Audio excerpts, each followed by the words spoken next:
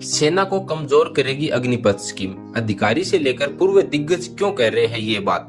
चलो जानते हैं क्या है सच। संसद में अग्निपथ स्कीम को लेकर जोरदार बहस चल रही है। इस बीच अग्निपथ स्कीम और अग्निवीरों की भर्ती को लेकर सेना के अधिकारी से लेकर पूर्व सैनिक तक इस योजना की आलोचना कर रहे हैं। इन लोगों का मानना है कि अग्निवीरों की भर्ती से सेना की ऑपरेशन युद्ध क्षमता कम होगी। कर्तव्य निभाते हुए शहीद होने वाले अग्निवीरों को दिए जाने वाले मुआवजे को लेकर चल रहे राजनीतिक घमासान जारी है। इस बीच कई सेवारत सैन्य अधिकारियों और दिग्गजों का कहना है कि सबसे बड़ी चिंता यह है कि अग्निपथ योजना युद्ध प्रभावशीलता और ऑपरेशनल दक्षता को कम कर देगी।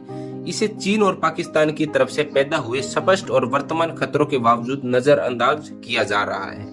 सैन्य अधिकारियों का कहना है कि एक सैनिक, नाविक और वायु सैनिक को अपेक्षित व्यवहारिक अनुभव के साथ पूरी तरह से युद्ध के लिए तैयार होने में 7 से 8 साल लगते हैं। लेकिन जून 2022 में शुरू की गई योजना के तहत 4 साल बाद प्रत्येक बैच के 75% अग्निवीरों को सेवा से हटा दिया जाएगा। इससे खास तौर पर भारतीय वायुसेना और नौसेना को नुकसान होगा, जो तकनीकी के मामले में ज्यादा संवेदनशील है, लेकिन सेना पर भी इसका असर होगा। एक शीर्ष अधिकारी ने हमारे सहयोगी अखबार टाइम ऑफ इंडिया को बताया कि तेजी से तकनीकी प्रगति के साथ युद्ध का नेचर बदल रहा है।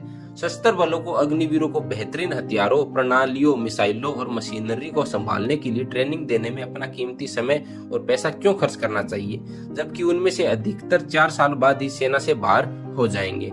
इसके अलावा अत्यधिक व्यस्त सेना पहले से ही युद्ध के लिए तैयार सैनिकों की कमी का सामना कर रही है, जो अग्निपथ योजना में बदलाव के बिना हर गुजरते साल के साथ और भी बढ़ती जाएगी। हर साल करीब 60,000 सैनिक रिटायर्ड होते हैं, जबकि अग्निवीरों की वार्षिक भर्ती वर्तमान में 40,000 तक सीमित है। यह देखते हुए कि सरकार की तरफ से अग्निपथ योजना को खत्म करने की संभावना नहीं है। इसका मुख्य उद्देश्य बढ़ते वेतन और पेंशन बिलों को कम करना है। सशस्त्र बल चाहते हैं कि अग्निवीरों की सेना में बनाए रखने की हर मौजूदा 25% से कम 50 से 60% तक बढ़ाई जाए। इसमें अन्य बदलावों के साथ सर्वे और उनकी इकाइयों से फीडबैक को आधार बनाया जाए। नवंबर 2021 में नौसेना प्रमुख के पद से सेवानिवृत्त हुए एडमिरल के.बी. सिंह ने गुरुवार को एक्स पर एक पोस्ट में कहा, अग्निपथ को आगे बढ़ाने वाली एकमात्र प्रेरणा पेंशन बिल को कम करना है। यह तथ्य कि यह योजना युद्ध प्रभावशीलता को कम कर देगी, यह सभी को पता है जो राष्ट्रीय सुरक्षा को समझते हैं। एक अन्य पूर्व नौसेना प्रमुख एडमिरल अरुण प्रकाश सेवानिवृत्त ने कहा कि राष्ट्रीय सुरक्षा के लिए अर्थशास्त्र को पीछे रखना चाहिए। सेना में किसी भी बदलाव या सुधार के लिए एकमात्र लिटमस टेस्ट यह होना चाहिए, क्या यह युद्ध प्रभावशीलता को बढ़ाता है या घटाता है। उन्होंने कहा कि कॉम्बैट यूनिट पर थोपे जा रहे भारी ऑपरेशनल बाधा के बारे में चिंता होनी चाहिए। इन यूनिट्स को केवल संतरी ड्यूटी के लिए उपयुक्त बहुमुश्किल प्रशिक्षित रंगरूटों को स्वीकार करने के लिए मजबूर किया जाता है। सहयोग से अग्निवीरों को पहले नियमित सैनिकों के लिए लगभग 11 महीने के बजाय 6 महीने की छोटी बेसिक ट्रेनिंग मिलती है। अन्य सैन्य प्रमुख और शीर्ष अधिकारी भी कई मामलों में अग्निपथ की आलोचना करते हैं। पूर्व सेना प्रमुख जनरल M.N. नरवस, जो अप्रैल 2022 में सेवानिवृत्त हुए, निश्चित रूप से पहले ही कह चुके हैं कि सेना ने शुरू में प्रस्ताव दिया था कि केवल सीमित संख्या 10% जवानों को शॉर्ट टर्म सर्विस के लिए नामांकित किया जाना चाहिए। हालांकि पीएमओ ने निर्देश दिया है कि न केवल पूरी भर्ती 100% शॉर्ट सर्विस आधार पर होनी चाहिए, बल्कि यह भारतीय वायुसेना और नौसेना पर भी लागू होगी। बाद में सेना ने यह भी तर्क दिया कि भर्ती किए गए 75% जवानों को बरकरार रखा जाना चाहिए, लेकिन इसका कोई फायदा नहीं हुआ।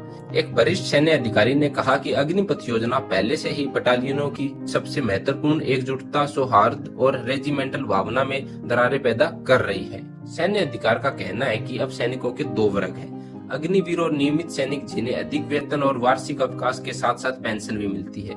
अग्निवीरों के बीच नियमित सैनिकों के रूप में बने रहने के लिए अपनी उपयुक्तता साबित करने के लिए अस्वस्थ प्रतिस्पर्धा उभर रही है। अगर संविधान में 100 से अधिक बार संशोधन किया जा सकता है तो अग्निपथ में बदलाव करने में क्या बुराई है। तो दोस्तों, आप हमें कमेंट करके जरूर बताएं, जो मोदी सरकार की तरफ से ये अग्निपथ स्कीम लाई गई है, इसको पूरा का पूरा ही हटा देना चाहिए या फिर इसमें कुछ चेंजिंग कर देना चाहिए। आपकी क्या राय है, हमें कमेंट करके जरूर बताएं। ये जवानों के लिए सही है या फिर गलत। जय हिंद, जय भारत।